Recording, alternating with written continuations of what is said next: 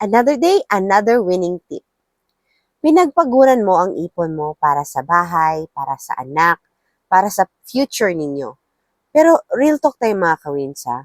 Isang major illness lang, pwedeng mawala yan lahat sa'yo. Alam naman natin healthcare costs are rising.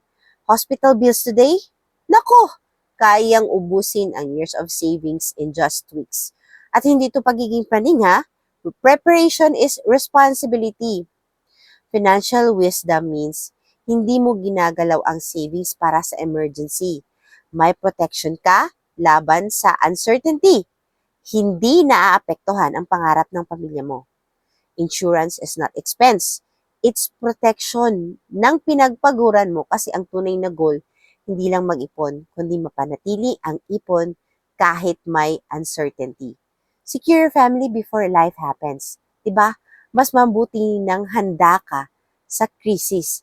Agree ka o hindi? Comment your answer below. At kung importante ang pamilya sa'yo, send me a message and let's build a solid financial plan for you.